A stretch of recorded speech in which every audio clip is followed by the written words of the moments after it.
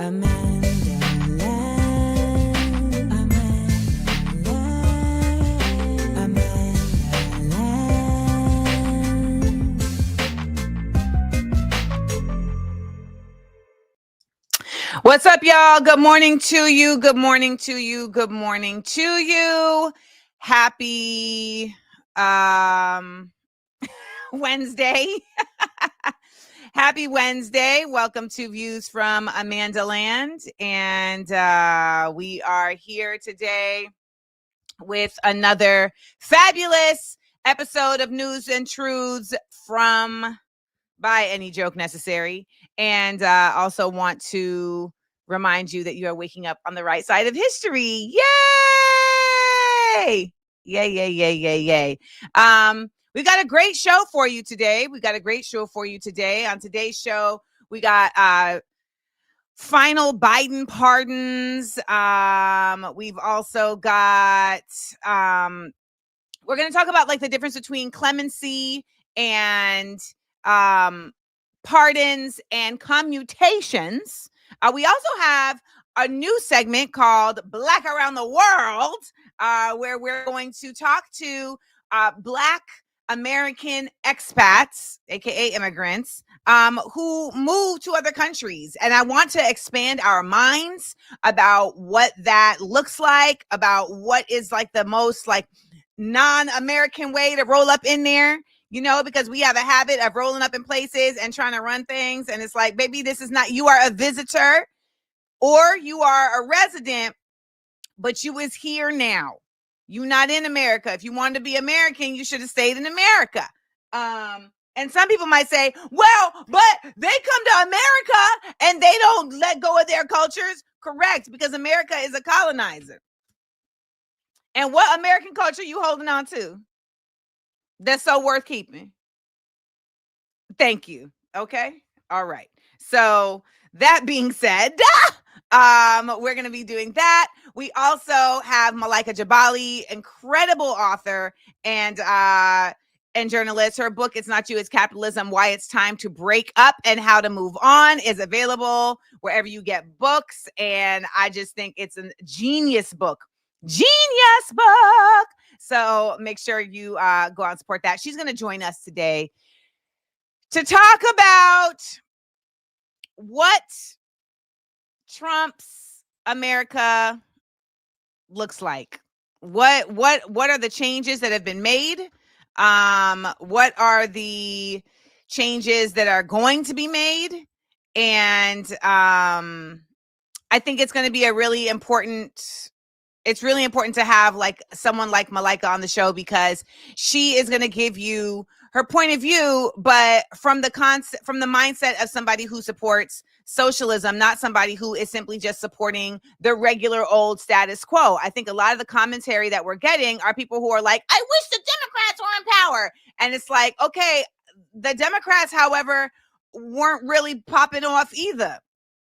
Okay, like, so if we're consistently asking for the same thing over and over again, we clearly don't want change.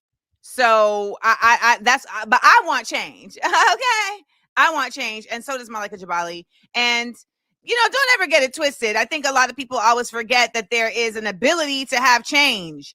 They think that whatever things are is how it's always going to be, and that's just not like.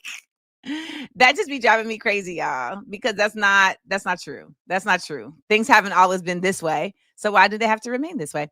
So we're going to get into that. So we've got a whole bunch of good stuff coming up. All right. Now, I always have to remind you, let's do our church announcements at the beginning of the show.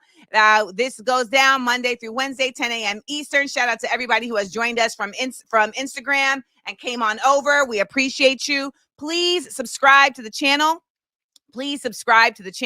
I will not be posting. I'm not even posting promo on Instagram. I do not want to be on Meta much longer. Like, I'm really holding on for dear life. So I will be pivoting. You can see, my reels and my shorts and stuff over here on YouTube. That's where I'm going to be. All right. You can also, after the show, watch for 20 minutes. But even if you can just stick around here for 20 minutes, it's a really good look for expanding the reach of the show. Please replay the episode.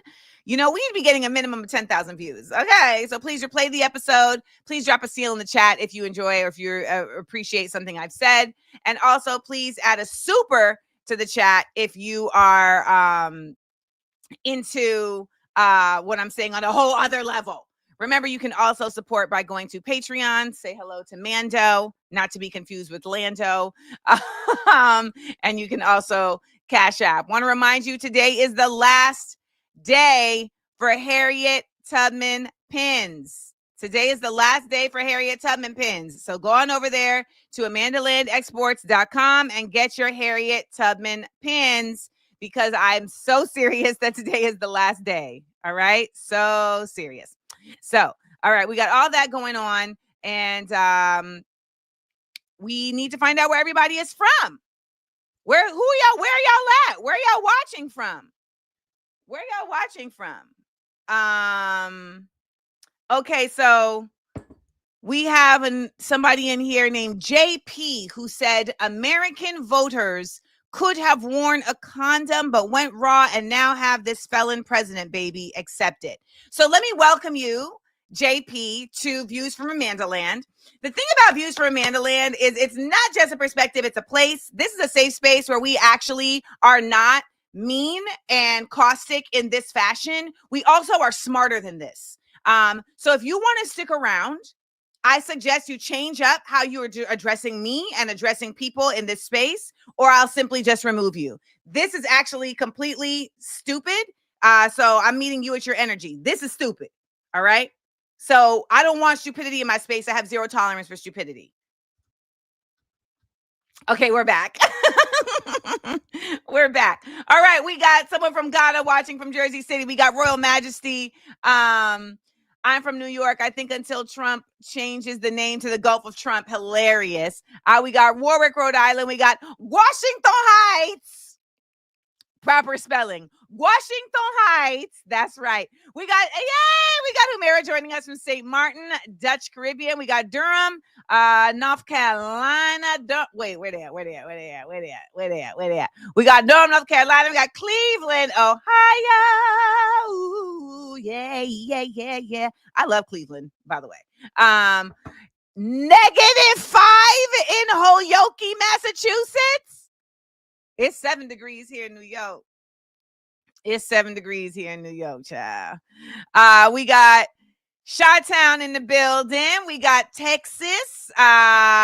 We got Nashville, Tennessee. We got Heart Eyes. Yes, Hamid. They always come in here. We always got to get, but you know what? Checking people early in the morning, it's like, it gets my blood going. So I'm like, all right, my brain is cooking. Apparently it is -2 degrees in Warwick, Rhode Island. We got Toronto, Canada checking in. Planet Mars in the house. I did not know that there was Wi-Fi on Planet Mars, but thank you.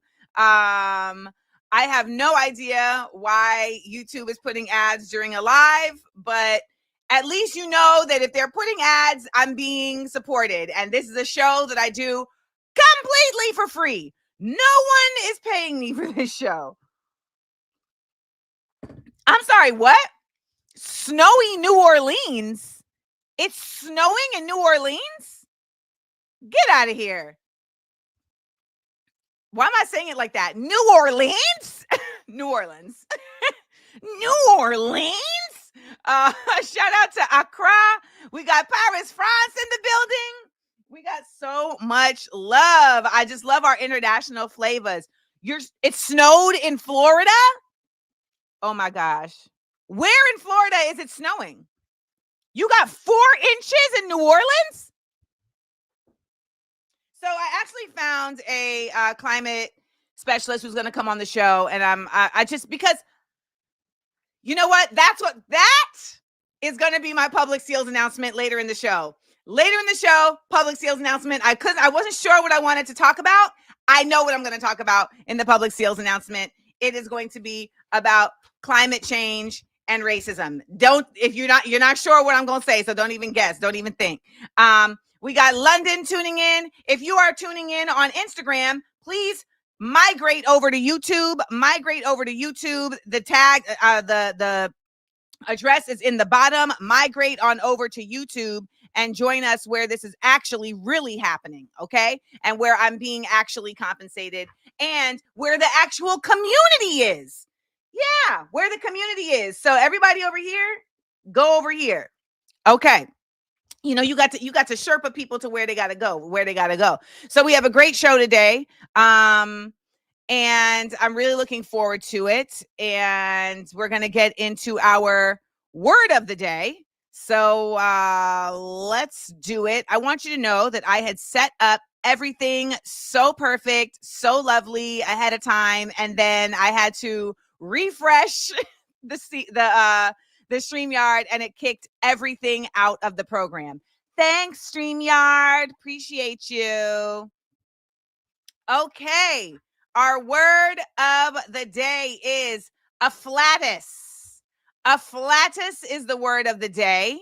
And I am curious if anyone can use afflatus in a sentence. It is spelled Afflatus. Afflatus sounds really close to like flatulent, but that's not what it is. Okay. Shout out to everybody migrating from the gram. And the word is meaning a divine creative impulse or inspiration. A divine creative impulse or inspiration. All right. Now, somebody in here is saying in the chat a name that I do not acknowledge. So please, those of you who come here every morning, who know the vibes, please let them know what the 1, 2, and the 3 is so that I don't have to waste my own voice doing so. All right. Now, a divine creative impulse or inspiration. Let's see. We got Althea says, sometimes I get afflatus, but then my executive dysfunction kicks in. I understand that one. We got Shannon Cardenas says, I experienced afflatus while meditating yesterday. Ooh, we love when a meditation can get us there. Okay. Isaiah said, my afflatus for a flat ASS is non-existent. To each their own. Cheryl says, I'm waiting for an afflatus to get out of bed. Cheryl, stay in bed, girl. Give yourself a break. It's been a tough week and it's only Wednesday, okay? It's only Wednesday. Crystal says, my afflatus to become a smart, funny, and Black therapist inspired me to attend Spelman College. We love it. Mr. Nika Jack Dam said, it took an afflatus for Amanda to create AmandaLand. That's right, my AmandaLanders. And I hope that you have an afflatus to hit the like button when you come in here and do what Nalo said. And we have matching hairstyles today. All right. Miss Latia said, I have a afflatus to become vegan, but I'm not. LOL, pescatarian. I respect that. I have tried to be vegan and I could do it for 6 months and I had to let it go. And then I had a flat ASS and I wasn't happy about that. Crystal said, your poem yesterday was straight afflatus. Yes, we're going to end on that one. Thank you, Crystal. Yes. So that's what we're doing right here. Afflatus. Afflatus is the word. Afflatus. I don't know what, to my understanding, if you have ads, you can just skip them. I don't know why it's giving you all these ads. This is weird. I'm going to ask somebody over at YouTube because I don't understand why it's giving you ads. I think, someone said nice. This is how we know that Reese is from England, because he said nice jumper. Because, in America, this is a sweater. Okay? But in England, they call it a jumper. I've never understood why it's a jumper. Because, for us, a jumper is a jumpsuit. But I don't know. I don't know what that's about. Thank you. Y'all showing me so much love for my sweater. When I have guests, I try to come real cute. Okay? When I have guests on the show, I try to give them just a little bit more zhuzh. All right? A little bit more zhuzh. just because I want to give him the vibes. All right. So let's get into our 60-second headlines because we have a guest coming on and we need to get things together. So let's do it. 60-second headline. Gonna run down some news right quick. Run it down, mama. Put us on. All right, let's get into our 60-second headlines. So today, because we have guests and whatnot, we're going to keep it real basic, but clemencies and pardons and commutations. Okay, clemencies and pardons and commutations. Let's start off with talking about Leonard Peltier.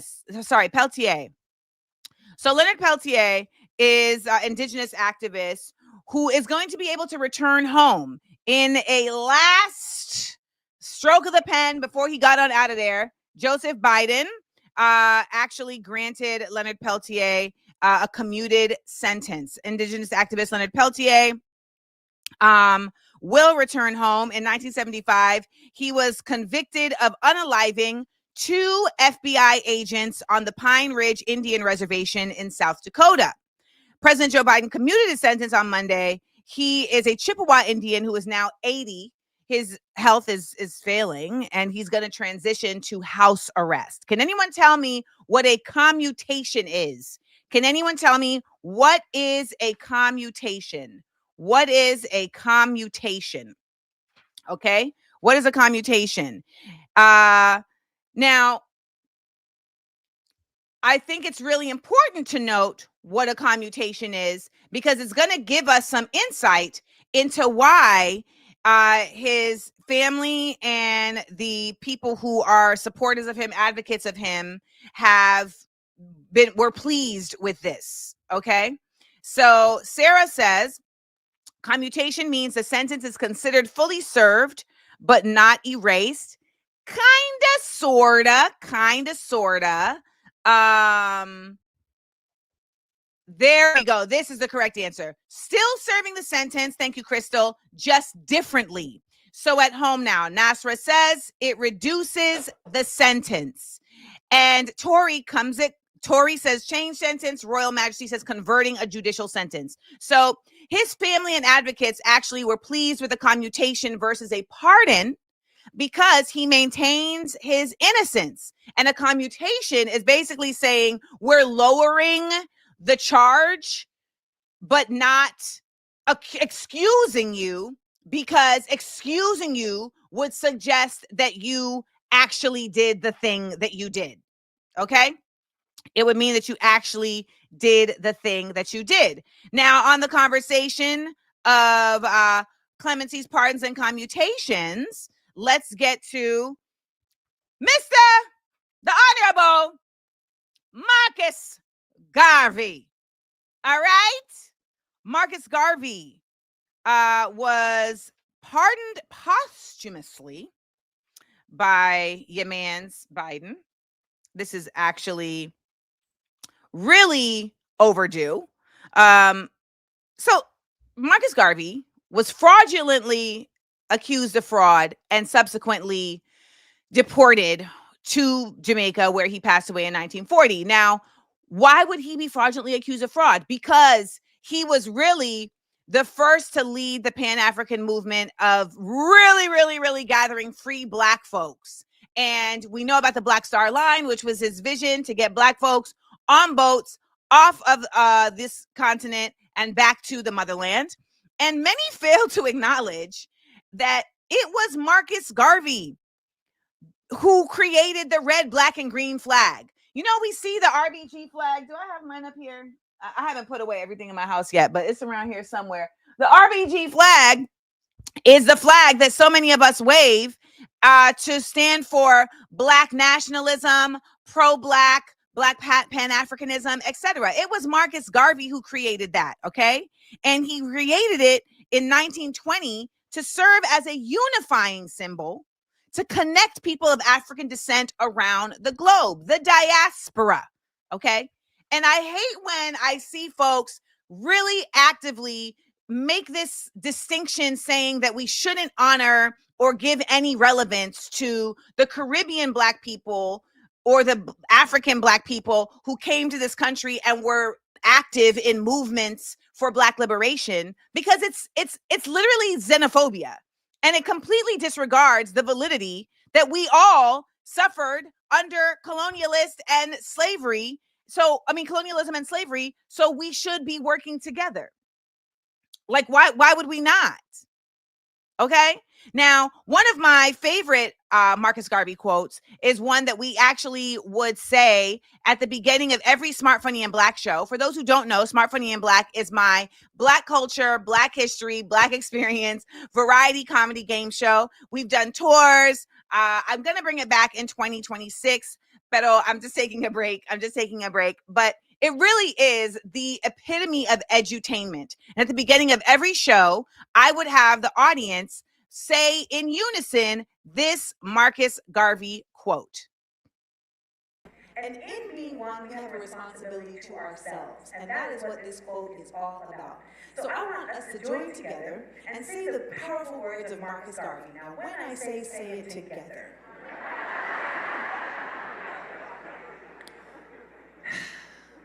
If at some point in the reading out loud, you say to yourself, you know what, this just isn't my thing. Bow out, okay? Nobody gonna judge you. We know the education system in this country is bullshit, so know your strengths, okay?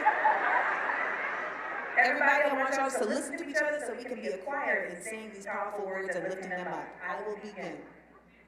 We must canonize our own saints, create our own martyrs, and elevate to positions of fame and honor Black men and women who have made their distinct contributions to our racial history. God damn!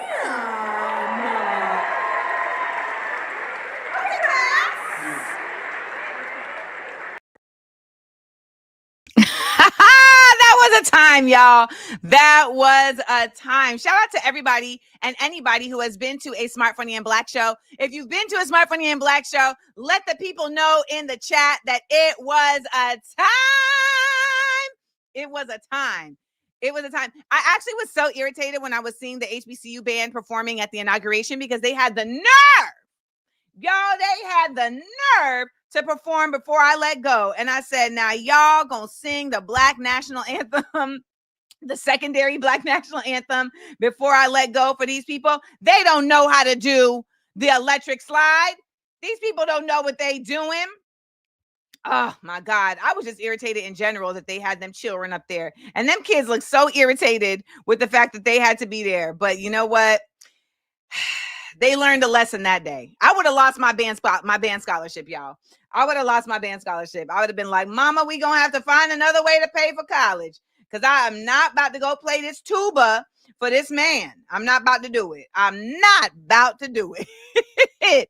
So shout out to the late, great Marcus Garvey. Can anyone tell me, he was pardoned. What is a pardon? What is a pardon? Can anyone tell me what is a pardon? Please tell me, what is a pardon? What is a pardon? We've got clemency, we've got pardon, we've got commutation. So we've talked about commutation, and we said that a commutation is a change in the actual charge and also how it is carried out. So let's go to what is a pardon. A pardon, Lubna says, drop charges. Okay, let's keep going. We also got a pardon. You know what? I'm getting ahead of myself because let me just finish this. Okay, pardon is, by Reese says, forgiving someone for a past deed or offense. Megan says, acknowledging that someone committed the crime, but dropping the sentence. Disco Kitchen Official says, granted release with stipulations. And last but not least, Black Town Hall says, a pardon is an act of forgiveness or clemency granted by a governing authority such as a president, monarch, or other legal entity to an individual or group. Can anyone tell me what clemency is? Because clemency and pardon are not the same thing. Now, when Trump was being interviewed the other day, he was asked, why did you pardon a member of January 6th who had actually stuck a taser in the neck of one of the Capitol Police? And he was like, well, are you sure it was a pardon? Because it was, some of those were commutations, not just pardons. And so see how they use the semantics of all, but they were like, no, it was a pardon. You pardoned somebody who tased a member of the Capitol Police. Why is that okay? He's like, oh, I'm gonna have to look into that. I'm gonna have to look into that. I'm gonna have to look into that. So please tell me, what is clemency? What is clemency? What is clemency? So clemency means to lessen the severity of the punishment. So we can say an example of clemency is the people that Biden took off of death row. So they were sentenced to death. Now they're just sentenced to life. Belinda says it's an act of mercy or leniency, from certain consequences of criminal violation. So we know that to be the difference. So now we've got the understanding of clemency. We've got the understanding of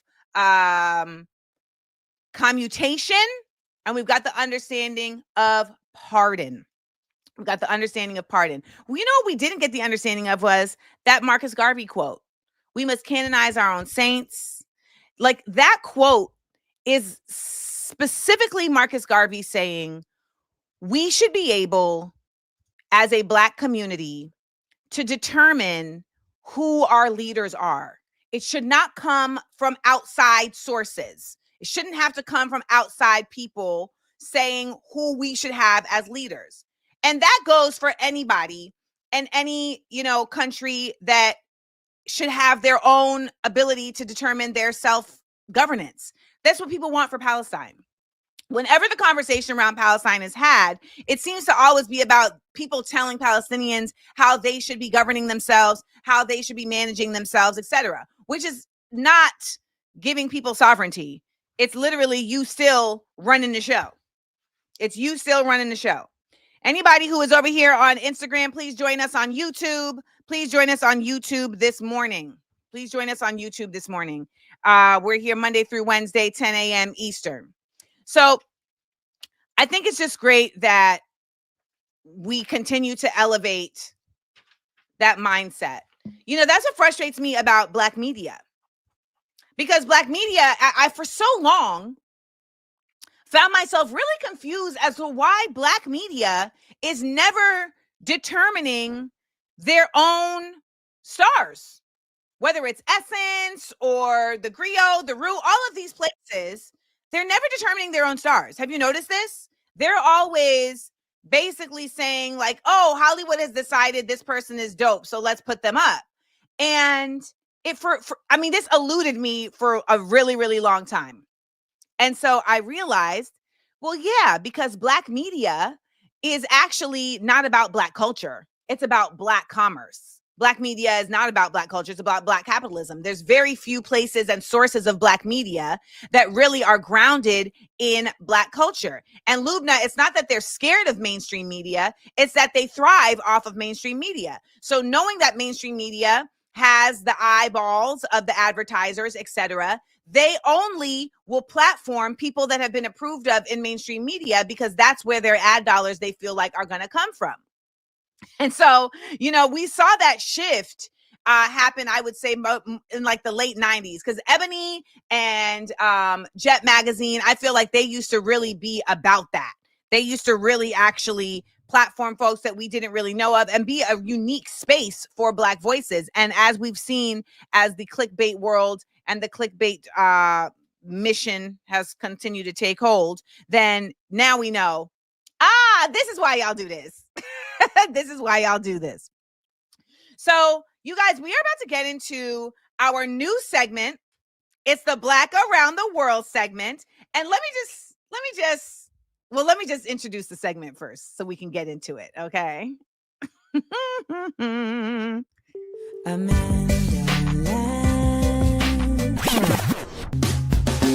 Black around the world, black around the world. Black around the world, black around the world, black around the world. So we international. Passport.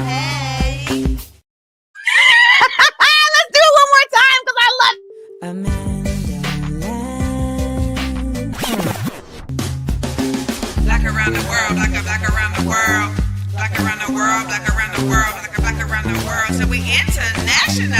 Passport. Hey. Passport.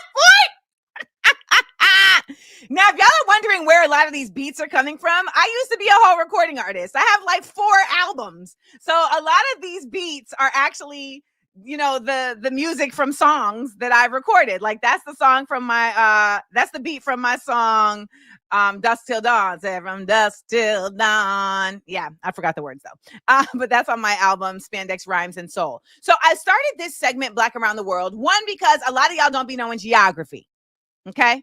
A lot of y'all don't be knowing geography. And it's because this country don't want you to know geography. They don't want you to pay attention to anybody else. However, it is imperative that we remind ourselves on a regular basis that we are not simply in a country, on a continent. We are on a globe. This is a planet.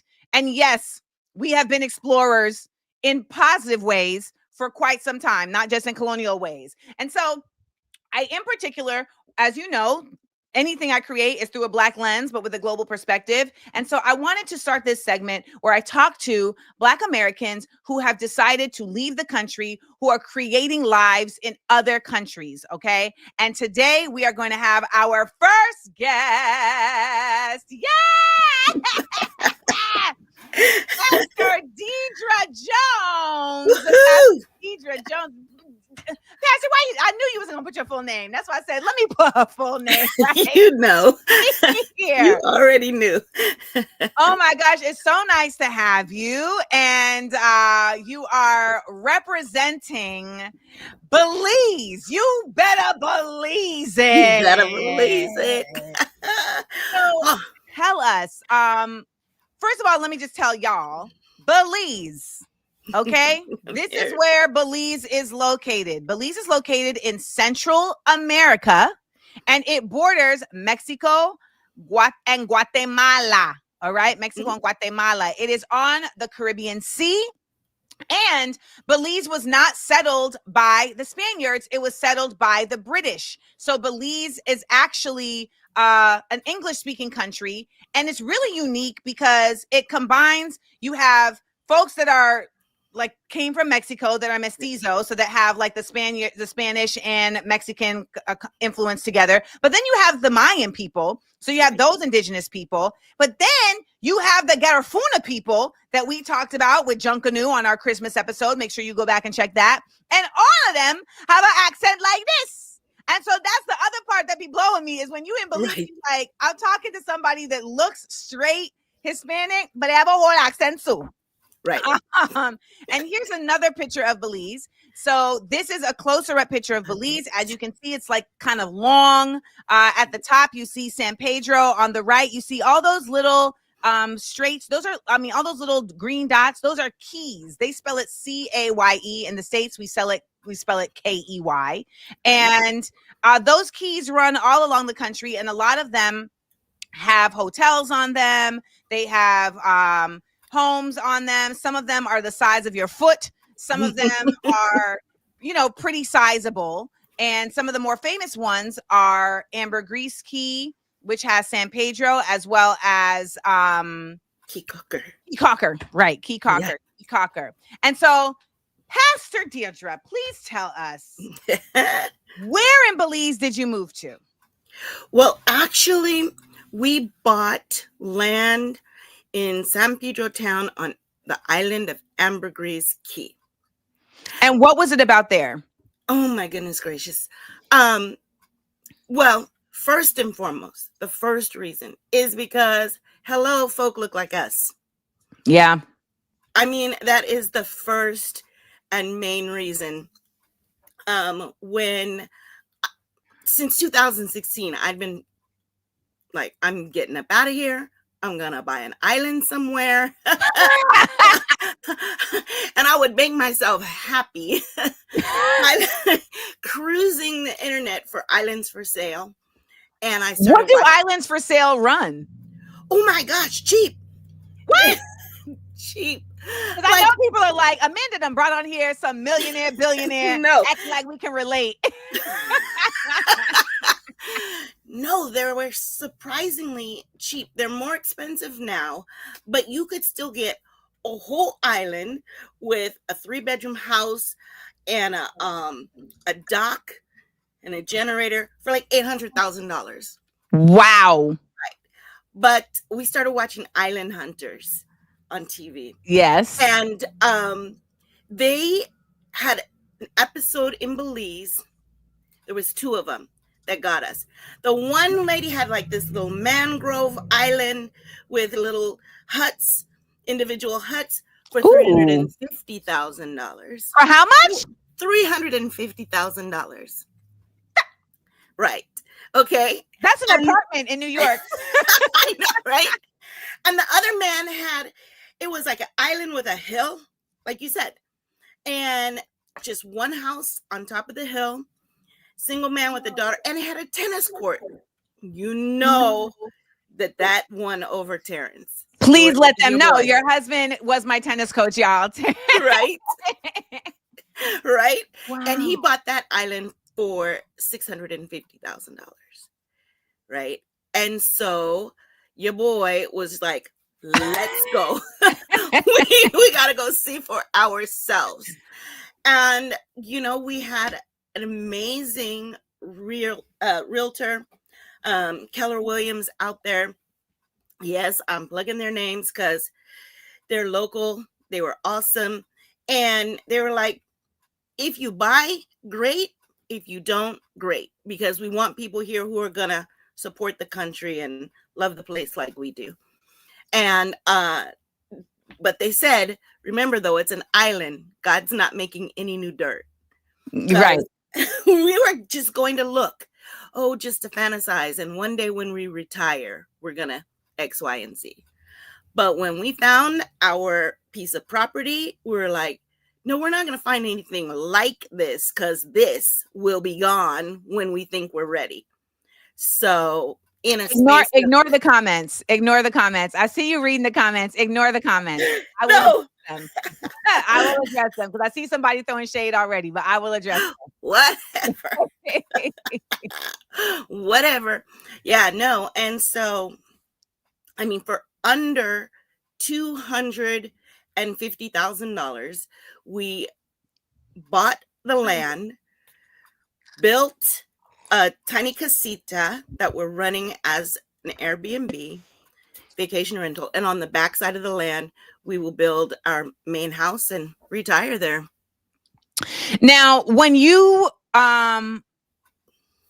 decided to do this, though, what was the process? Process of buying or thought process for why we wanted to do it? Actually, both. I'm curious. Yeah, both. Yeah, the thought process, especially for Terrence, was that, you buy a house here in the States, you don't own it. Even if you pay off your mortgage, you don't own it. And if you have a problem with your property taxes, which are extremely ridiculously high in the first place, that they can still hold your house, and even take it away. And we're spending like $8,000 a month just to pay the bills and, maintain the mortgage. And there was no future or security in that. So the thought process was own the land outright, own the structures outright. There was no hoops to jump through to buy in a foreign country.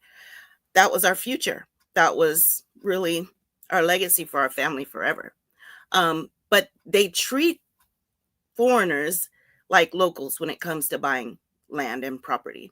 Interesting. You don't have to go through hoops or lease land or anything, but it's rare to find loans. They're just starting to finance. So it's basically, if you've got the money, you can buy it. And, it's the dollar is 2 to 1. Yeah. So the tiny house that we built out there was 70,000 Belize. So it was 35,000 US dollars on a 620 square foot 1-bedroom casita.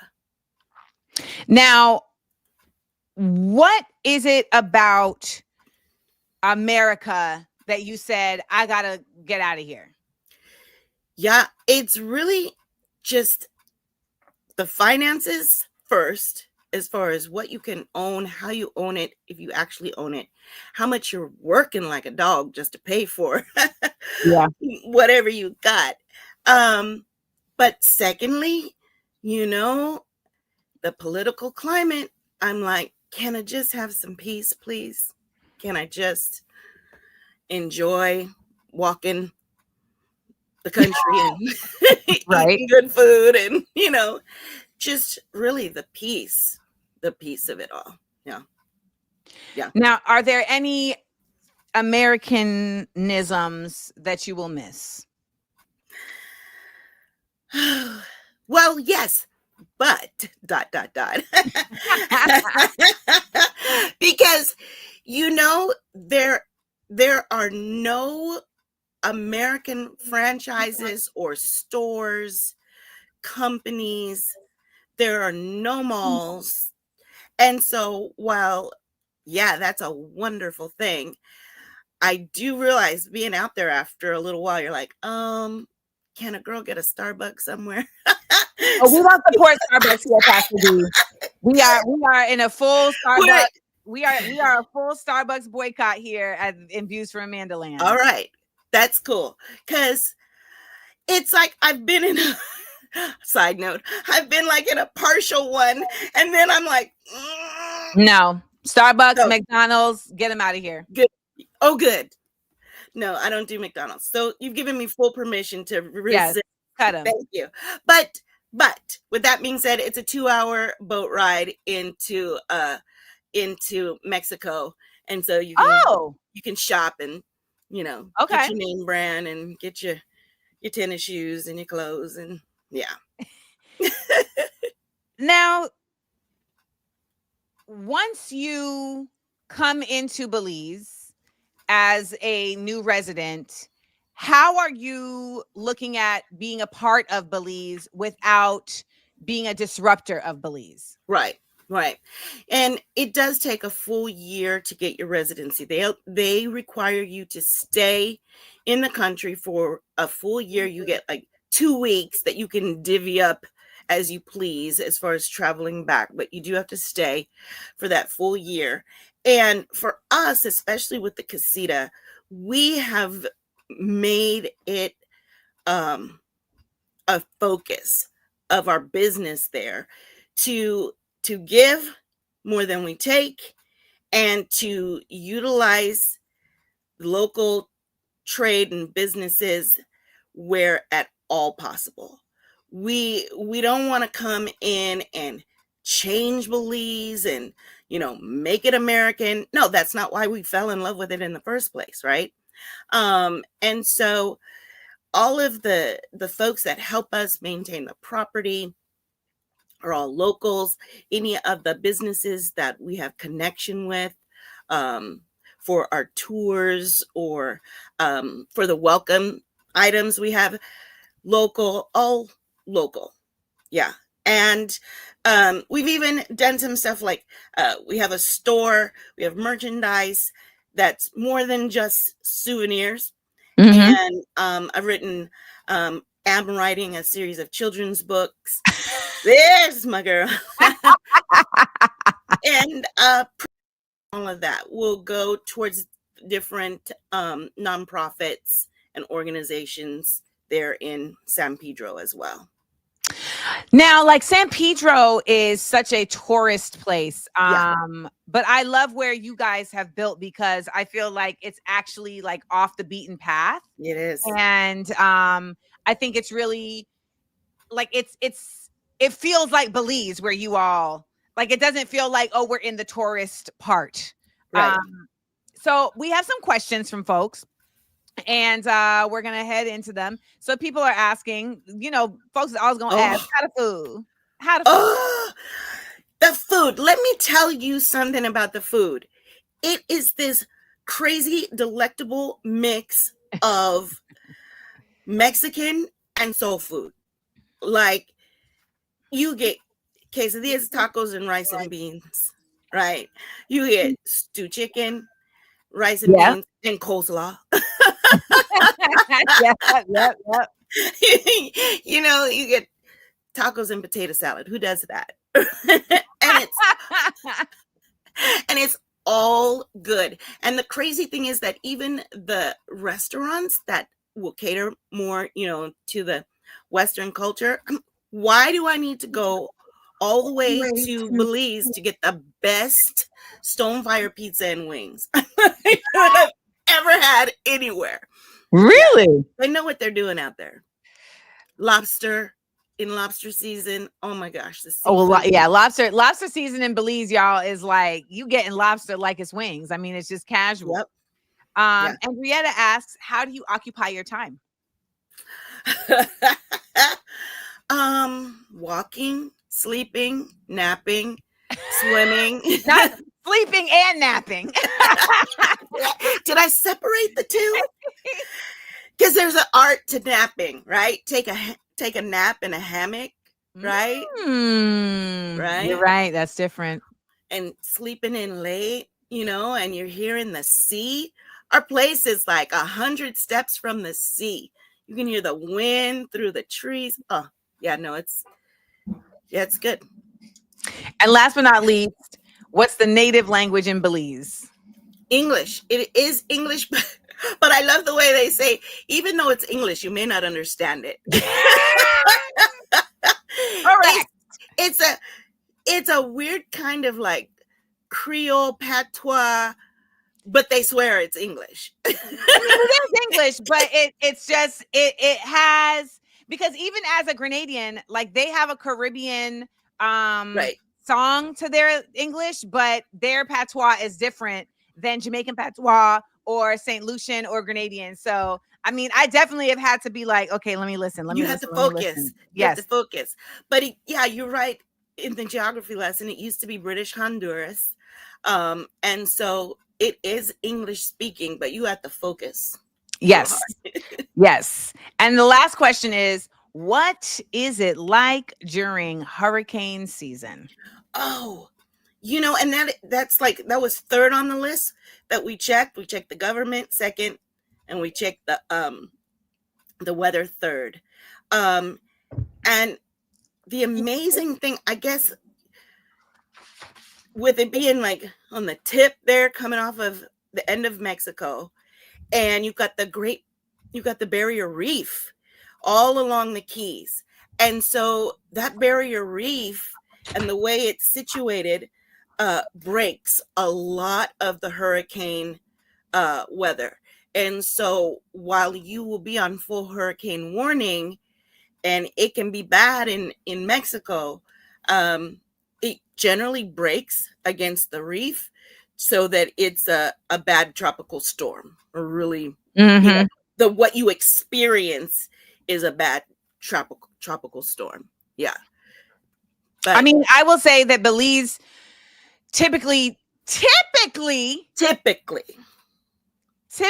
wouldn't get storms, but because we're in a different time, you know, we're seeing different changes and adjustments. But right. I will say that places like Belize, the people work together to recover. Yeah, they do. They work together to recover and to prepare, because I was there building when you know, hurricane came through, and they were just, Mom, what can we do? You need your windows boarded. I'm like, I don't know what I need. And they just took care of me. I don't know what I need. I don't know what I need. And they just took care of me. And they will hole up in houses. They're like, make it a party, you know, invite the families and just bunk up. Yeah, they work together. They love each other, help each other. Yeah, it's good.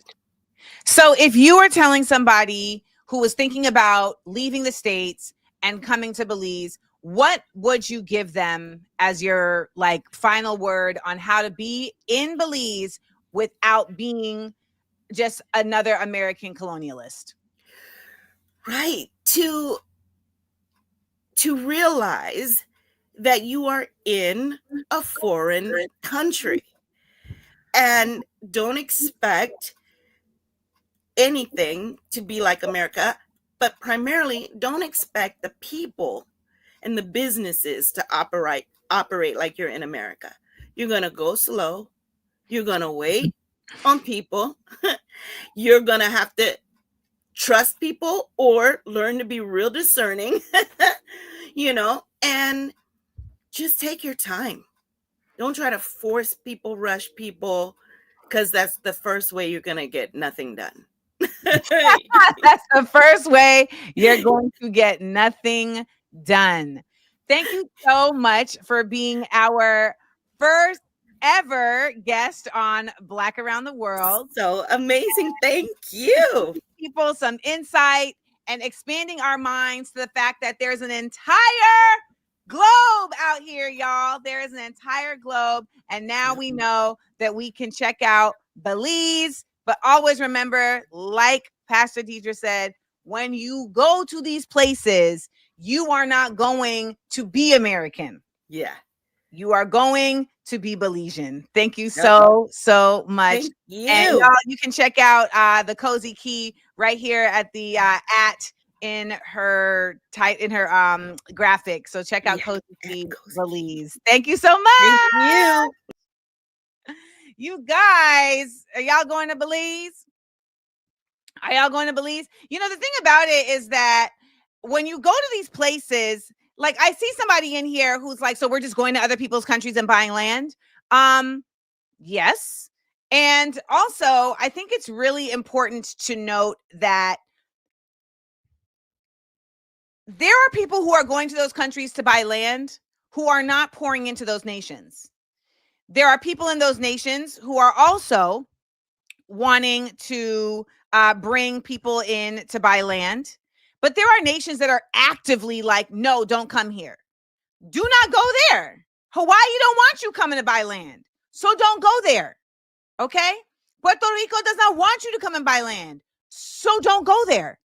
However, there are places that are welcoming people to come. And you can be someone who goes there, and instead of being a developer or a gentrifier, you can go there and actually be a part of growing and continuing to keep that culture alive.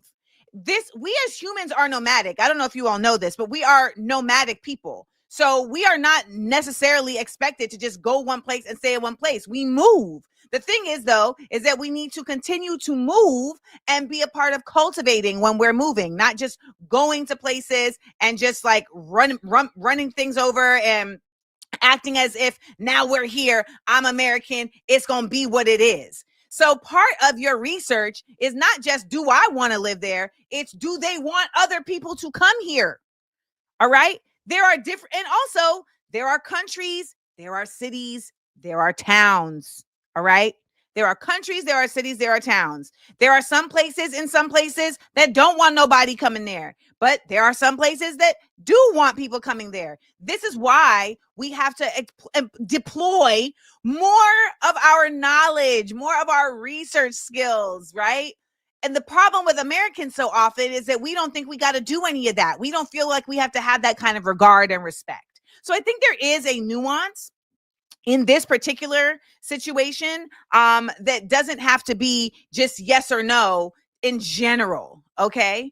And Kayla, you are very committed to your point of view, and that's fine, but you're not going to change my point of view on this. Like you're saying that there's a difference between being nomadic and going and buying land. Well, we live in a different world than Pangea, where we were nomadic and just moving around. We were going to places and we were owning the land, not owning the land, because there wasn't an idea of ownership in capitalism. But this is where we are. I don't know. I think in your mind, you think, okay, so someone goes to that place, and if someone is selling the land, should you not buy the land they're selling? I don't know what, because I'm going to tell you who's going to buy it. The whites. The whites is going to buy it, baby. Okay? I just want to remind you of that. They going to buy the land, and they going to take it over, and now there's going to be hot dogs on the menu. So I just want y'all to know that. So while you sit, no, because y'all get really pure. Y'all get really pure with your blinders. It's really purity. And the truth of the matter is that there's ways to do things to do certain things that can be not harmful. Well then Kayla, leave. Goddamn. Like, I don't know why you're in here annoying me. You know what? Let's get into our next guest. All right. Our next guest is we have a new segment now. Every Wednesday, I have given this segment a title. And it is time for us to finally talk about what kind of world we are in. AmandaLand. It's the AmandaLand Ambassador.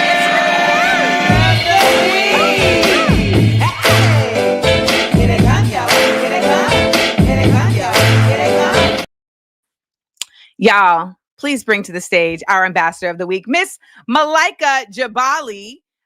Your mic is muted. Oh, there it is. Miss Malaika Jabali, author of It's Not You, It's Capitalism. How are you? I'm good. Good morning. How are you? I'm good. You know, we're trying to make it. How yeah, I sent Malaika a DM and all it said was, oh! And she replied back, grrr. What else? You know, I guess there is stuff to talk about, but you know what? That's the grand opening, grand closing right there. Man, I mean, we literally took a break yesterday because I was like, I'm not ready to just come in here and start talking about like the news. You know what I mean? Because I know a lot of people are really shaken up, myself included, by simply just okay, we've been anticipating and now it's happening of it all. Yeah. So we took a break yesterday to like center. I wrote a poem. I read the poem. I love it. We did some deep breathing and meditation. My delayed snaps since I wasn't with you. But now we're here. And you know, Malaika and I had planned this like a month ago. Like, we gonna do an episode after this whole thing happened, just about where we are. So what was well, first of all, did you even watch the inauguration? I had to. So I'm a political journalist. So I know you are. You know, things that will be personally displeasing to me, I sit engaging. Engaging, so I can give people the synthesis so they don't have to necessarily sit through it. So yeah, I sat through it. I wrote a little reaction piece. I mean, the whole was that in the Guardian, the Atlantic? Yeah. I read it. The Guardian. Mm-hmm. Okay. So yeah, I wrote a little recap, and it was really less about, I think, the inauguration and more so what it depicted with having those oligarchs right behind Donald Trump, just front and center. So yeah, I had to put my little word in. Well, speak to that a bit. What was that? What do you feel like is notable about that? So oligarchy is this idea that you have a few extremely wealthy individuals who are controlling a government where they have extreme power and it's concentrated in the hands of a few people. Not surprising that I would take this take because I wrote a book about capitalism, and I have a whole chapter about how capitalism has really upended. I mean, we have failed to truly have democracy in this country, but any semblance of democracy we are further from because we have billionaires who control so much of the government, whether it is lobbying, whether it is this some relatively new thing of having an inauguration fund. So you've got all these tech billionaires, the Google CEO, the Facebook founder, Amazon founder, Elon Musk with Tesla and Twitter, X. So they have funneled these billions of dollars into Donald Trump. And we know it's not just for shits and giggles. They're just not there to get a little VIP room in the inauguration to Carrie Underwood. Because if it was Beyonce, maybe that would be the end of the story. But they want to influence power. They want to influence politics. And that has some really dangerous implications that I don't think we're thinking about enough in terms of consolidating really a worldview around rich white men. You know, where they control, you know, we're going to be seeing this on YouTube, which Google owns. We're going to be seeing this on this interview on Instagram. Our channels are so controlled by people who can warp our ideas and our views. And so Trump is not just working with them, in my belief, just to, fund again his inauguration, but to make sure that fascist worldview keeps on churning with younger generations who tune into social media. And that's alarming. Well, even just the changes that we've seen in, like I saw that apparently Meta is now featured in the TikTok bylaws, and we also saw that there were like hashtags that were removed from Instagram, like Democrat hashtag Kamala Harris hashtag Project 2025. They've restored them. They claim it was a glitch, but that's the same as, oh, my sex tape leaked. It was a hack. Lies. Yeah, people found out, so now they got to say something about it. So yeah. So what are some of the immediate executive orders that were most striking to you? I mean, we're gonna start with the color folks. So immigration and DEI, and we know he put that. He was ready, and we have to remember the way that Republicans operate is we see things and they're shocking because it seems like it happens all at once. But they've been working on this behind the scenes for years now. I remember writing an opinion piece about Tom Cotton, who was talking about the cancel culture and how work like the 1619 Project was the real, enemies of America, and it was redefining America. And so they were trying to cancel that. They were trying to cancel different Black education, different, education, things that are reflective of what America looks like. They were trying to do this. This was what, 6, 7, 8 years ago. The attack on wokeness, quote unquote wokeness. They started the attack on DEI. They started the attack on critical race theory. So they've been doing this, and now they finally got their man back in office to implement it. And so this DEI, and I've got, honestly, I won't even say mixed opinions about DEI. DEI comes from this tradition of wanting to have affirmative action that has largely benefited Black professionals. So it was always limited to me. You have a handful of people who are able to really succeed under DEI, Black folks who own businesses because they get federal contracts, or if you're looking at a state or local level, they're able to get city contracts to build things. A lot of those are, Black business owners. Most of us are not business owners. You know what I mean? Right. It's to diversify predominantly white institutions. So those tend to be, a lot of those are T20 schools or Ivy League schools. So this has benefited a certain class of Black people. So we already understand that it's limited, but y'all could even give us that, like the Black folks who did everything right. They went to school, they got their little degree. Since you got your little degree, everything. They done got their degree. Since you got your little degree, you know everything, but can you kick my ass? Like that's the question. Right. And so well, even they can't down the offices. I mean, I don't know if you all know this, but they shut down the DEI offices for civil service workers and sent them home with paid leave until I guess it's a wrap. Right. Yeah. Trump said that was being shut down. He's shutting down the southern border until he figures out what to do with it, which who knows what that's going to really look like on the ground.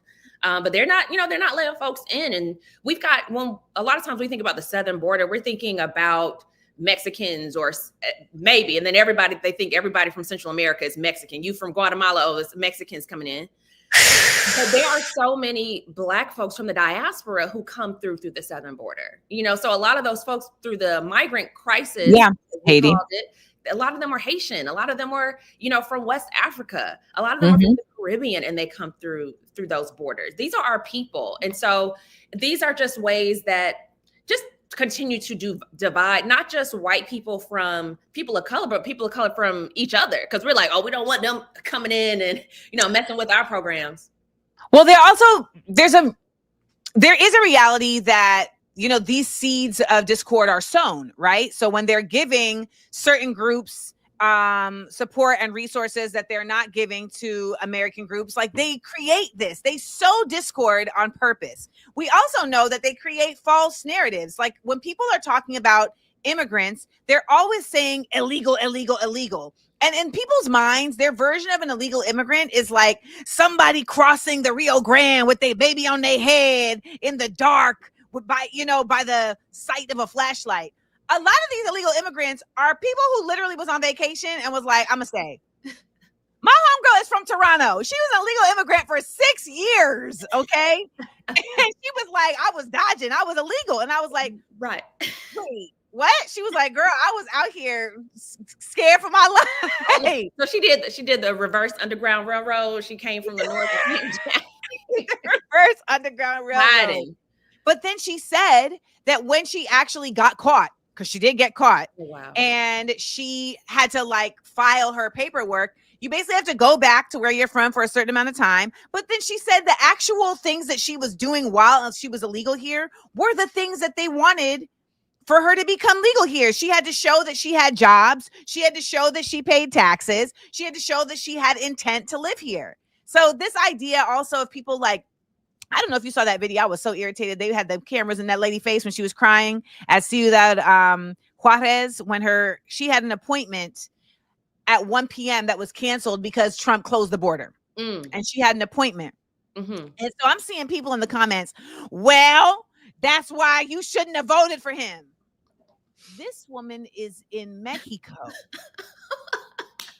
She did not vote for him. Then you had the other comments, which is, well, you know, that's why we don't want any illegal immigrants. She's literally having an appointment to enter the country legally.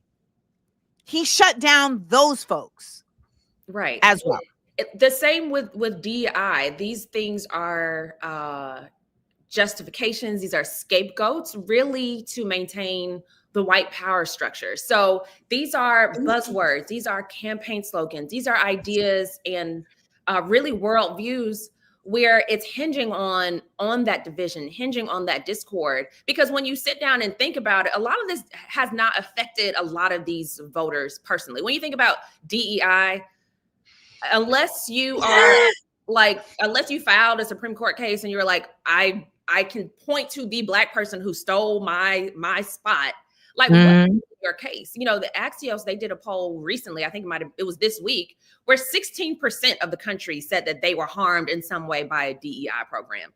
And DEI that also includes women trying to, you know, be included. That means the disabled community. These are all these groups that are considered to be, you know, to qualify for these DEI programs. But it's always, you know, this Black person stole my job. I mean, I think it's also scary, just the Muslim ban. They've now expanded to where essentially if you are from a country that, well, we knew this before, right? Because he did this before, where if you were from a country that he had deemed to be a no-go country, that you could be deported. Now, if you are legally here with a green card, they can be like, no, you got to go. If you're from Iran, per se. Yeah. So I feel like I see people saying, you know, well, he can't change the Constitution with an executive order. This is, of course, going to be challenged by different organizations, et cetera. What do you feel like is going to be hindering or helping those challenges to get through? I think, I mean, there are laws, there are federal courts, you know, there are multiple districts of federal courts. So we'll see what happens in some of these more specific cases where this happens. There might be folks who are hindered by the DEI ban. And mind you, as executive orders, these can also be considered unconstitutional by the Supreme Court. Knowing what the Supreme Court looks like, there's not a whole lot of faith in that, but it's not as if these are just outright orders that are, you know, immediately the law of the land. So they might take some time to go through the complete legal process. I think in between that, you also have local organizations who are fighting on the ground. And, you know, whether there are amicus briefs that they're filing and saying, hey, this is what this actually looks like. So I don't understand what the policy decision is behind this that makes this legally just valid at all. Yeah. So it's still going to have to go through the legal proceeding if people do, you know, are harmed by it and they want to make a case in, you know, federal court. So those are possibilities. And, you know, this idea again, where we're just, a lot of our own people are bickering about this stuff, but there's this scarcity mindset. And so if we zoom out beyond, you know, what Trump is doing and what this week looks like, We live in a country that for decades has told working class white people or middle class white people that there's only so much to go around. Mm-hmm. And we know, just even looking at our annual spending in this country, our federal congressional budget, how much goes to defense spending, how much goes to destabilizing a lot of the countries where these migrants are coming from. How much spending goes into, making sure that we have federal dollars for carceral programs, which affects our people right here in our communities, in our day-to-day lives. There is so much money to go around, and Congress writes a blank check. So we need to be, as much energy as we are spending on, Lucia or whoever from Guatemala, we need to be looking at our federal government and how much they are wasting our money on unjust causes that can be going to our communities, that can be going to make sure that we have jobs programs, federal jobs guarantees, to make sure that we have community intervention programs instead of funding more cops. This country is wealthy. Maybe we got all this money to send to Israel. Girl. And they have universal health care. They have free schooling. They have the things that people are complaining about here, where we are fighting over scraps. They have that, as well as billions of dollars in defense and weapons. It's beyond my scope of comprehension that people here are still doing this thing where we're like, no, Massa gave me that chicken bone, and I'm going to have all the meat off that chicken bone, and I'll be daggone. Massa is eating a whole chicken. Girl, he got the farm. He's getting grass-fed chickens. They growing. And we over here worried about the marrow. That part. Anything else in these executive orders that really struck you?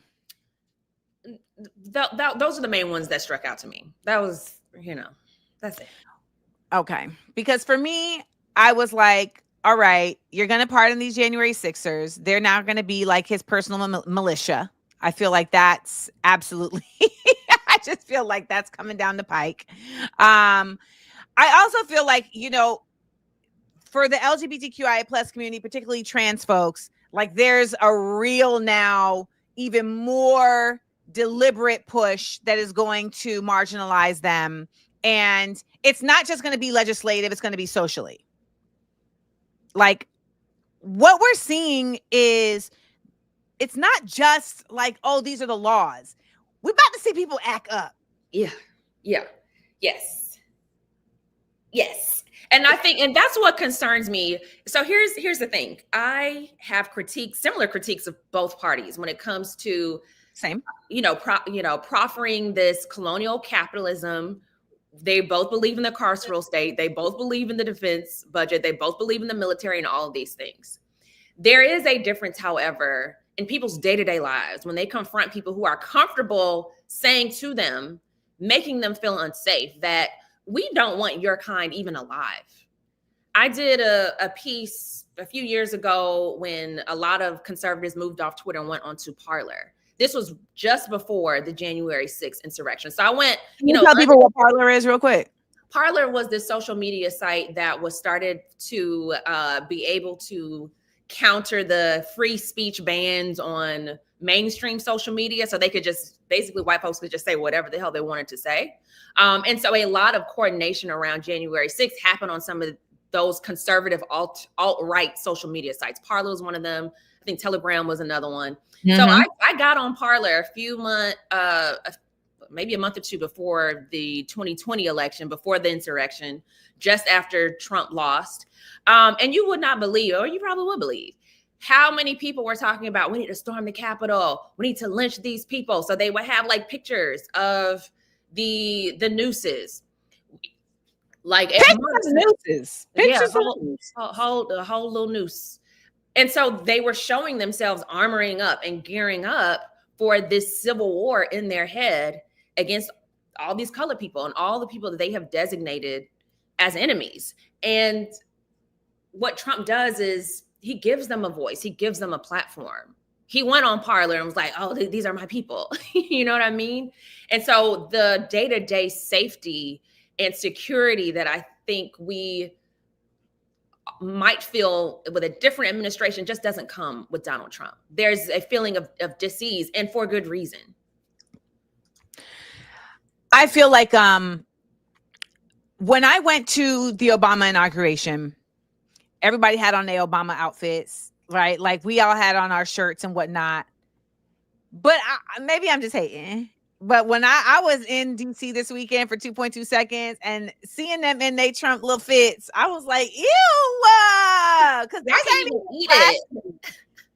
These ain't even classy. It's got like rhinestones everywhere. I'm just like, get me out of here. Wow.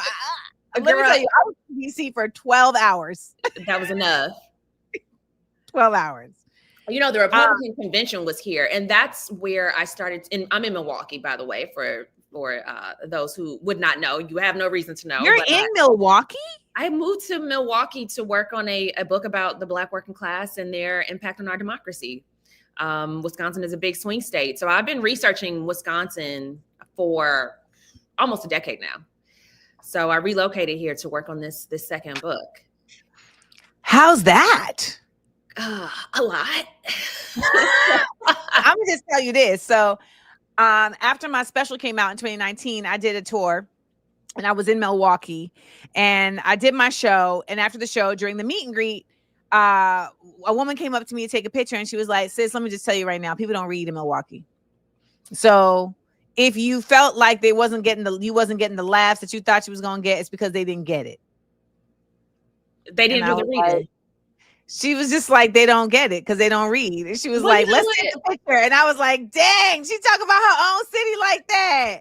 You know, Milwaukee really do be clowning in their own city because I'm from Atlanta originally, and every time I tell people I'm from Atlanta, it's like, you from Atlanta? Why are you here? Like, it's always confusion. They never just think people just want to be here. So it's got to be for work or something. Like, yeah, it is. It's for work. It is. I mean, Milwaukee was voted like the worst Black city in America like several times. And that's what's so wild. I know we want to finish up the Trump stuff, but I could talk about Milwaukee all day, which is why I'm writing a book about it. But there is a substantial Black community here. And there is so much about Milwaukee that I genuinely love. Like, I love the nature aspect. I love being able to go out to these trails. We might have talked about this before. And so there's a pleasantness. You know, I don't see rats. I was in Brooklyn before moving here. I see bunny rabbits. Like, I have not seen a rat in like 4 years. You know what I mean? I see bunny rabbit. It's true. They be right outside my window. Like, I love it. But there is such a contrast, I think, for the average Black person who lives here, because it has been considered the worst place in America for Black people, because so many of the descendants of the Great Migration and migrants through the Great Migration relied on industrial work. They relied on these factories more so than I think any other city in the Midwest, like any other city in this quote unquote Rust Belt. Black people, even more than Detroit. I believe so. I gotta go back to my references, but it was one of the most robust industrial economies for Black people, and disproportionately they were in manufacturing. So when those jobs left, a lot of Black people didn't have the nest egg. Black people had been in Detroit and Chicago longer than they had been in Wisconsin. So, but when the factories moved, they didn't have, multiple generations that they could fall back on for the most part. You've got some exceptions, but it's always in lists like that. So that's what led me to come here, because it's like people just want to focus on the after effects of it, the symptoms, but not really the fact that we have these industrial jobs. You have these companies who can control the destiny of generations of Black folks. And the focus is always on, okay, what are these white disaffected voters doing and responding? On top of that, Wisconsin had the lowest Black voter turnout in its history in 2016. So it's a mix of all those things. Well, that brings me to the Democrats, because I know that a lot of people are looking at where we are with Trump, and the commentary that I see is, well, y'all. I love your impersonations. Well, all y'all voting for anything other than the Democrats. That's what y'all wanted. So I would love to hear you just talk about how you feel the Democrats, I guess, or where you feel like the Democrats, you know what? I don't even care. I'm not even gonna ask that question. I'm not gonna, I just realized in real time. I don't care. It's been a long time. Yeah, people are upset with them, and for good reason, you know. Well, you know, when you talk about, okay, there's corporations that only care about white people, like that's what just made me think about the Democrats, because in this election, they really put their energy towards trying to get centrist white people, or white people that didn't like Trump. Like they tried to like focus on that instead of saying like, let's look at the broad spectrum of everyone else versus just professional Black women who like me. Oh, I mean, there's really very little I need to add to that. So that is, there's almost nothing. Like that's it. That's the 30-second pitch of my book. That is what this book is about. You know, they have focused, I mean, from the 70s, they decided as a party that they were going to be follow the third way, which was, we're not going to be, you know, outright racist like Republicans. We're not going to be super liberal like, or according to them, JFK and Lyndon Johnson, and invest in all these resources in urban communities. We're going to have a third way. And this third way is going to triangulate. That's, you know, it's number 3. Mm-hmm. We're going to triangulate between these conservative appeals and economic policy, but also try and make sure we put Bill Clinton on Arsenio Hall so he could do a little jazz number and get Scooter levels. You know what I mean? And so it has worked in some ways. It has worked and not worked in others. And so I think with Kamala, and she's the extension of those third way politics, where on one hand, they're doing, they pass policies and they promote things that seem beneficial to Black people, and they can be. But then on the other hand, they're saying, oh, but we also want to sick all these, put billions of dollars in police funding, more than Donald Trump, put them on college campuses, where we are going to detain, you know, thousands of students and young people and progressives and people of color and all this stuff. So that has been their strategy. And sometimes it works, sometimes it doesn't. And in 2016, it didn't work. In 2024, it didn't work. So them focusing on conservatives in this way, Philadelphia, for instance, had the lowest turnout of those precincts in Pennsylvania. Uh-huh. That's a lot of what cost Pennsylvania. It wasn't because they didn't get enough white folks. That's not their base. Their base is a lot of them folks in Philly.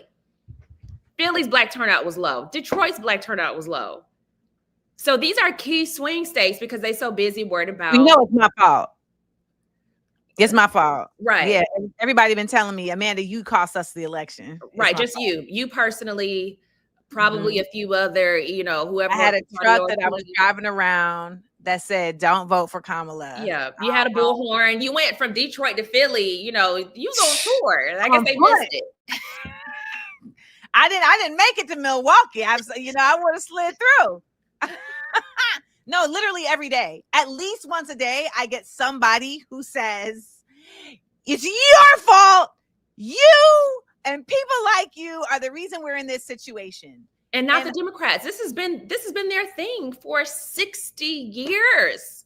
They have disinvested. It was their strategy to spend less in urban, AKA Black communities. They disinvested in public housing. They disinvested in public schools. They divested from all of these social programs where Black people were getting a semblance of progress after the civil rights movement. And then they say, well, y'all got to keep voting for us. And then if you don't, we're going to blame you for it instead of our own policies. It's so backwards. We're going to ask some questions. In that moment of you speaking brilliantly, as you always do, I really feel like a lot of us are hoodwinked because the Black faces that we see on television that are not Republican, like we think, okay, well, they're not Republican, so they are leading us with the right information, but they are also speaking from this Democratic point of view that is also limited and that is once again not centering the reality of where Black people exist beyond this idea of corporate. Someone actually asked, can you define what you mean when you talk about like corporate Black people were able to really access DEI and affirmative action. Literally, I mean, you could just look at Fortune 500 companies. So you've got these companies who are traded on the stock market, and they go to HBCUs. They might go to, Black or just other identity affinity groups, and they recruit to work at their corporations. These are, tax identified corporations, S corporations. Right. And the issue that I have, again, I think DEI had some merit. I think a good amount. A lot of us probably benefited from it. Like DEI is just another way of saying affirmative action. So there are countless Black people who are in public spaces. I went to a predominantly white institution. I went to, Emory. I went to Ivy League schools for grad school. So I probably benefited from that in some way. But the problem is when you go for grad school. I went to Columbia Law School and then the School of Social Work at Columbia. My Columbia sister. I know you. Did you go to the J School? You got your master's from there. I went to Iris. Okay. I got my master's in African American Studies. Okay, African American Studies over here. That was me for undergrad. So I went to PWI. That's how I know Robin. You said what? That's how I know Robin Kelly, because he was my graduate. He was my advisor. Stop! Oh, that's amazing. And he put a blurb on your book. You said what? He put a blurb on your book.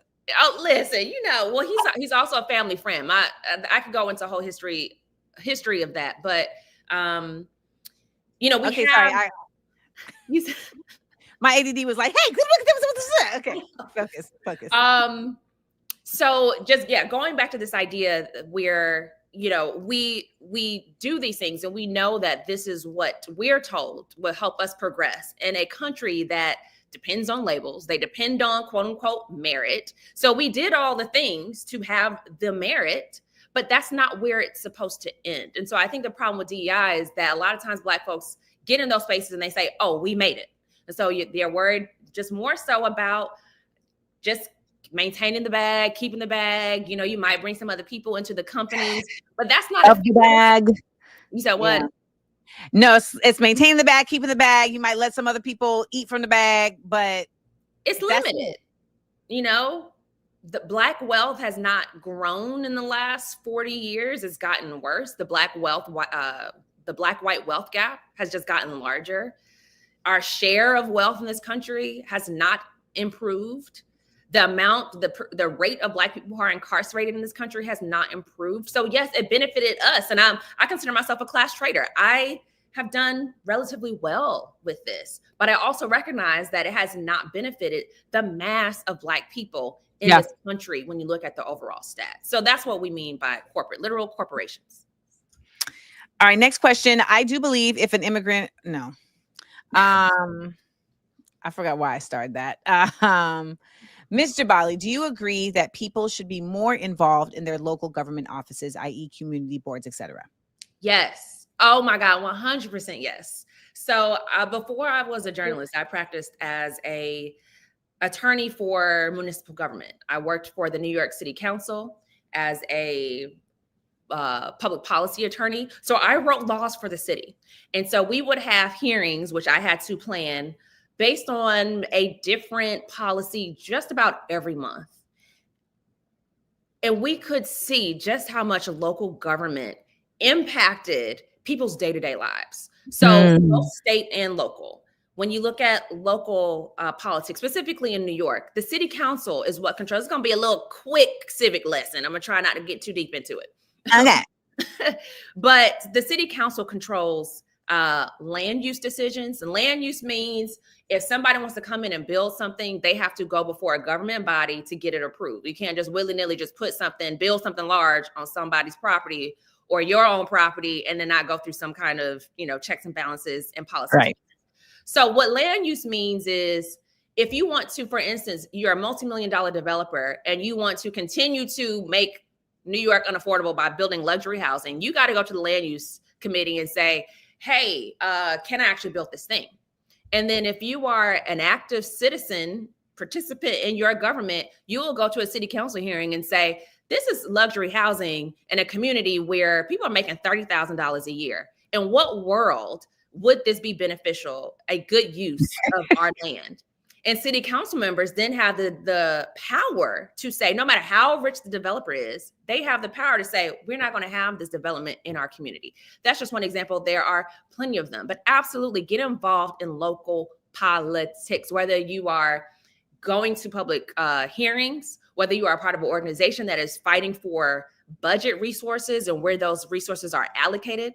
Because a city like New York, a $60 billion budget, where is that going to go unless we are a part of that conversation? Well, we're going to change the conversation up a little bit because people want to know how you stay sane.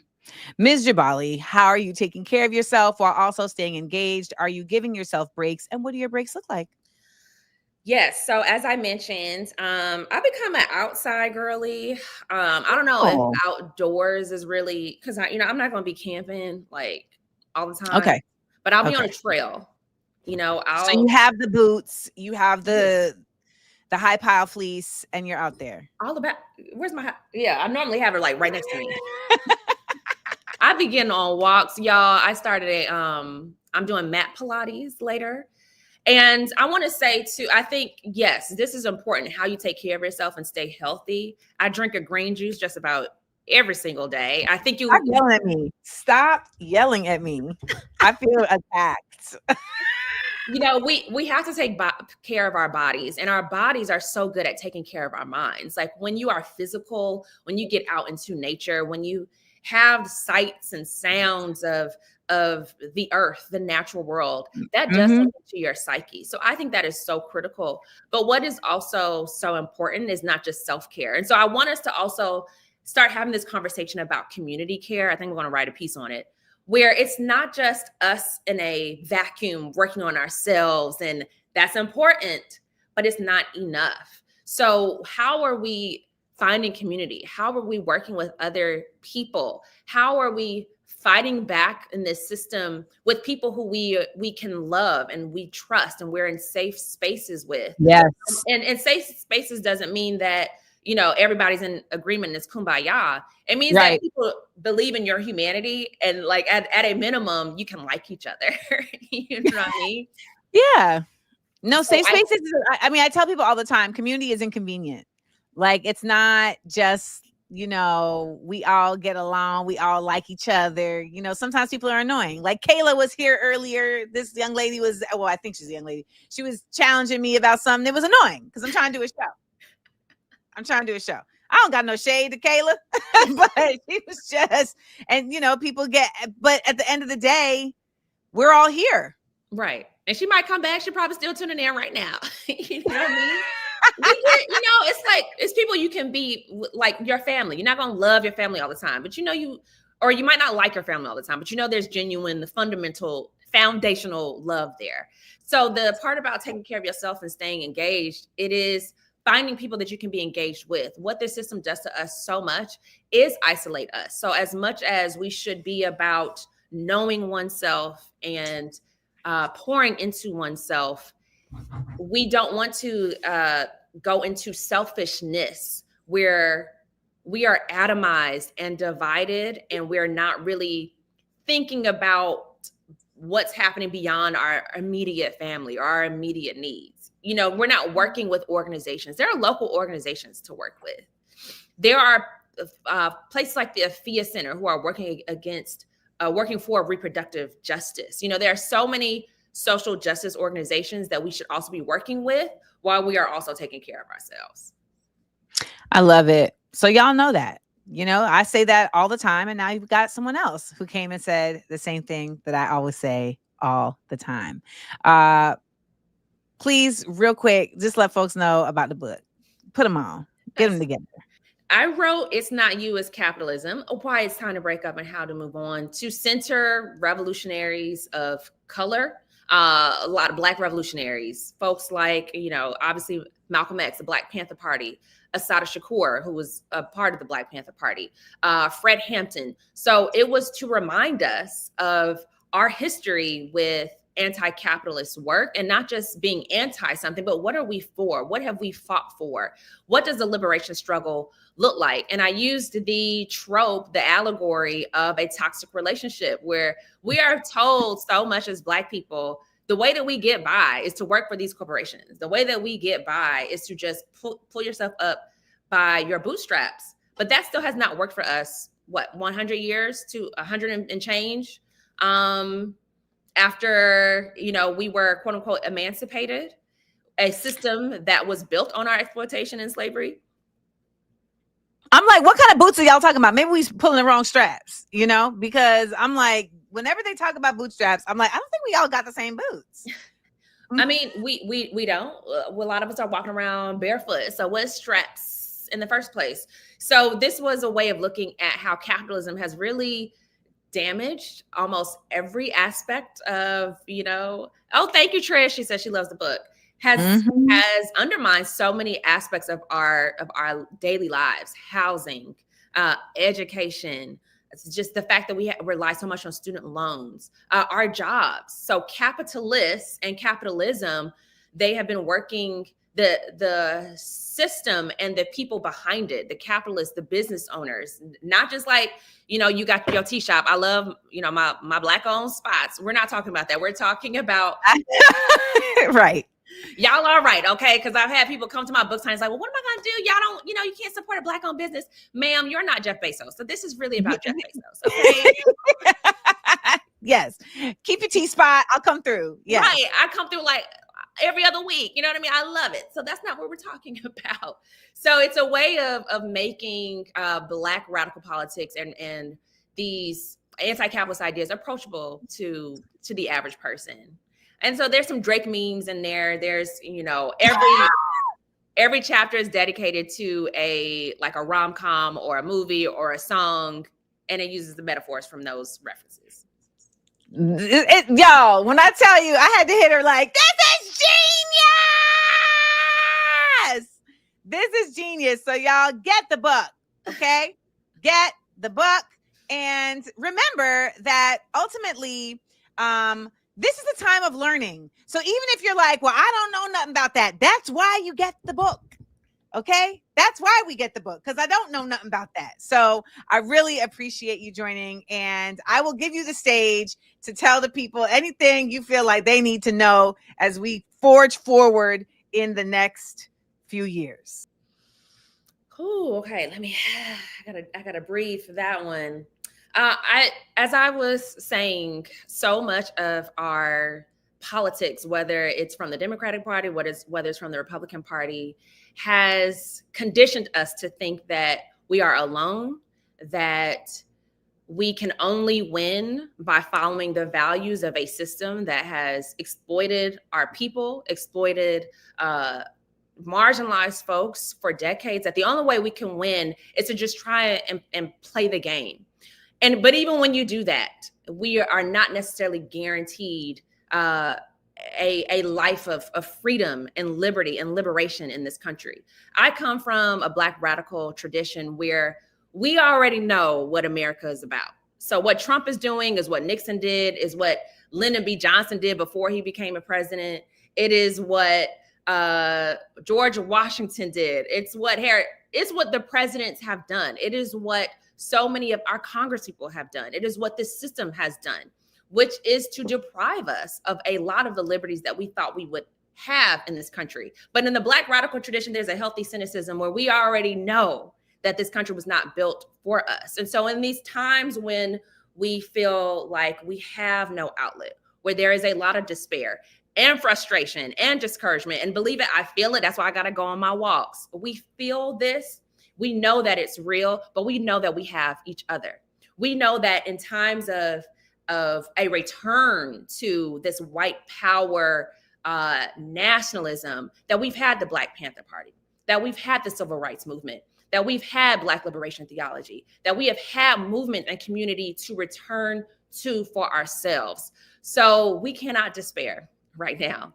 We might be mad in the group chat, but we got to get out of the group chat and go outside and find community, find each other, take care of ourselves, and each other, because we're going to win. And that's the reason why they're fighting so hard to remove our rights, to remove the little basic programs that we had, because they recognize our power.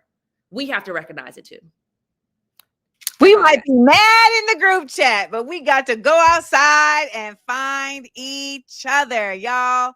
Please go and find It's Not You, It's Capitalism, Why It's Time to Break Up and How to Move On by Ms. Malaika Jabali. Thank you so much for joining us here as our ambassador of the week in AmandaLand. We greatly appreciate you. You are welcome back anytime. I love your brilliance. I love it. Seals, it's so great to be here. Thank you for having me. Thank you. Shout out to Milwaukee, girl. Yes. What a lovely time. What a lovely time. Don't you love the guests that we have here at Views from AmandaLand? I sure do. I love the guests that we have at Views from AmandaLand. You know what we haven't done yet, though? We haven't done this. Hey! Oh! Show your love. Come on, y'all. Show your love. What just happened? Show your love. Show your love. Hit me in the Cash App, baby. Buy you a Harriet pin, baby. I do the show for free because you people mean so much to me.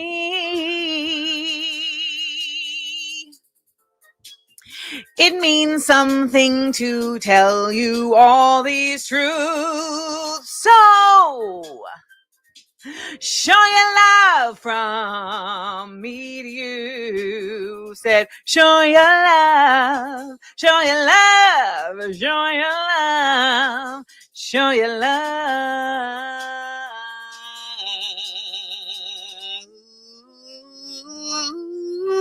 Ooh, yeah, yeah, yeah, yeah, yeah, yeah. I gave y'all something different today. Shout out to everybody dropping them supers. Shout out to everybody dropping them supers. Shout out to everybody hitting us on the Cash App. Shout out to all of y'all. I want to let you know it is Wednesday, which means a new episode of Small Doses Podcast is available. This week's Small Doses Podcast episode is side effects of union busting. Side effects of union busting with Alex Quintero. Let's check it out. She's a brilliant sister. Worker dies on the job. Do you know what the fine is from OSHA? No. Do you want to guess? 0? Basically, it's if it's the state OSHA, like on average $7,000 for the death of a worker. Is this also based on is it at the worker's fault or is it at the job's fault, et cetera, et cetera? Because I'm sure that that's part of it too. Absolutely. So one of the reasons why that's like the average. So for federal OSHA, it's like 14,000, state OSHA 7,000. So a lot of workers during the height of the pandemic were dying because Trump had said that meat packing factory workers were essential, and a lot of them because the vaccine wasn't out yet, they were dying. These companies that were out in the Midwest, they were being fined like $7,000 for the death of each worker. And this is money that's going to OSHA that the company has to pay for. But because the companies have attorneys and they have money and they have the assets to be able to fight, they usually end up paying less than what the fine actually is. I mean, brilliant individual, Alex Quintero, all things labor on Instagram. She joined us to talk about union busting. Well, you guys, we're about to get out of here, and let me hit you. Dang, what did I say my PSA was gonna be? Oh, wait. I forgot, and I did not write it down. What did I say my PSA was gonna be? I said I was going to talk about I said, climate. Thank you.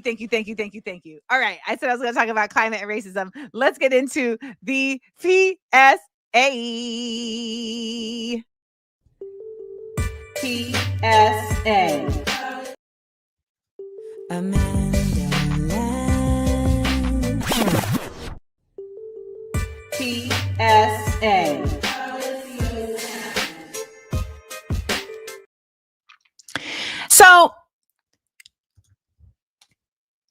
think a lot of people will just simply pick one thing and be like, that's the thing.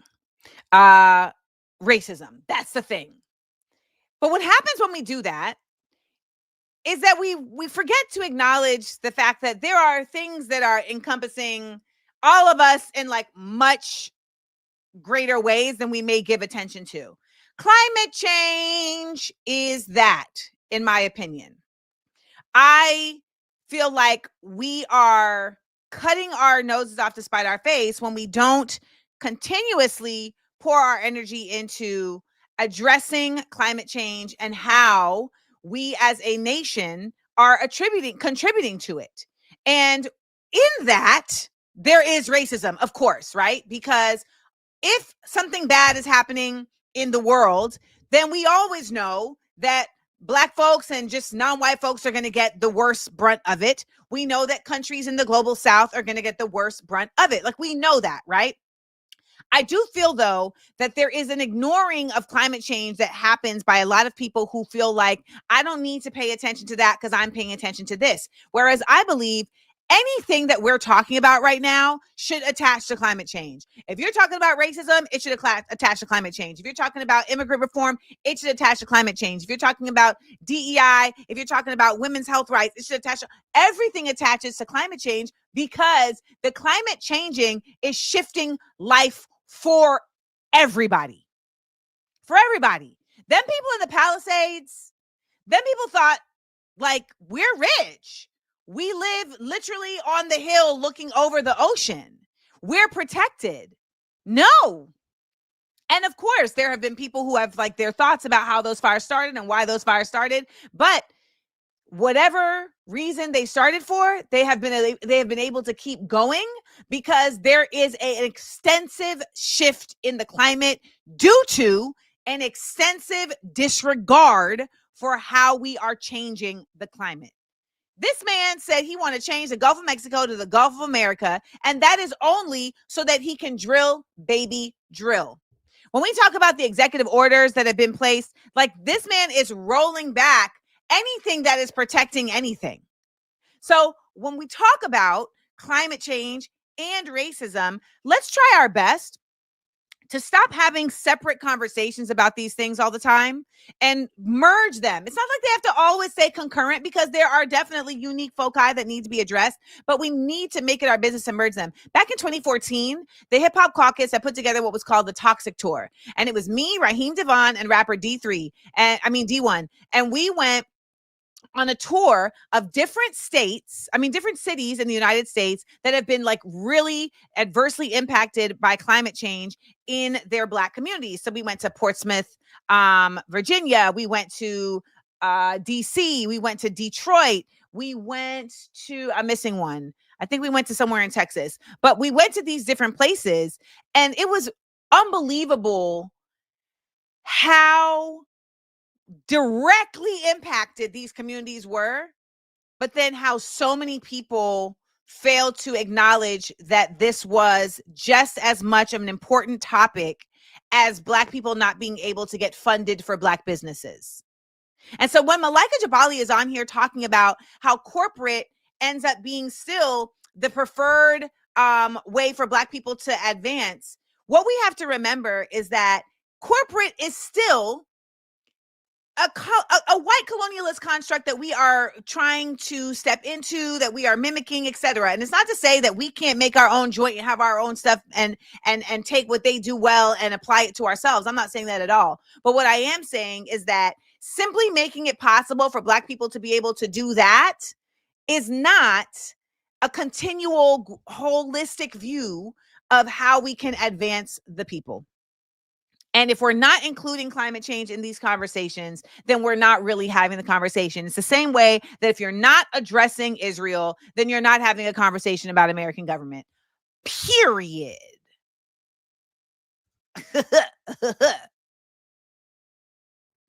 And that's my public service announcement.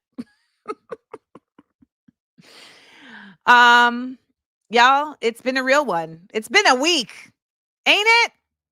Yikes. It's been a week.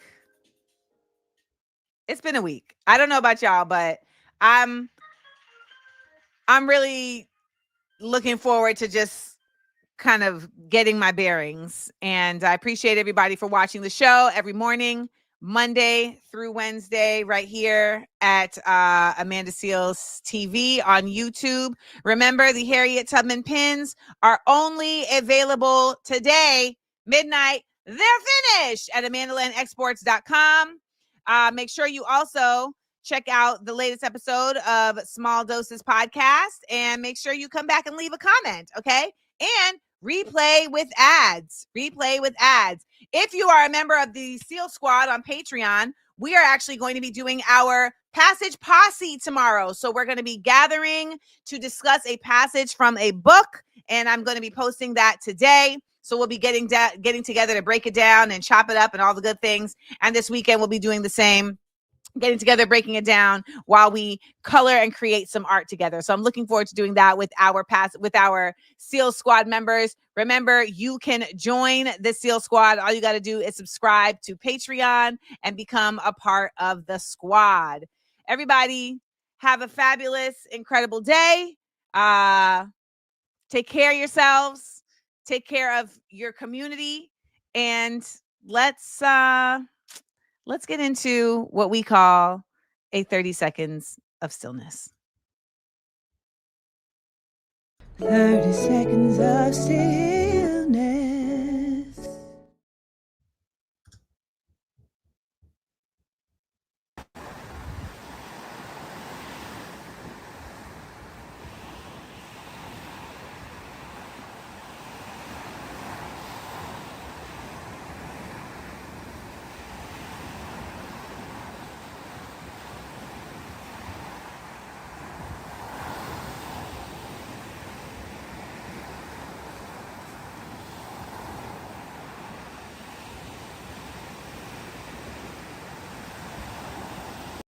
I enjoyed laughing and learning with you. Please make sure to like, comment, and subscribe. And tell your friends. Also, listen to the podcast. It's available everywhere pods are casted. Listen ad-free by subscribing to Patreon Amanda Seales. Come on and join the SEAL Squad. Views from AmandaLand. Live 10 a.m. Eastern, Monday through Wednesday, with content on Thursday and Friday at YouTube Amanda Seales TV. Smart, funny, and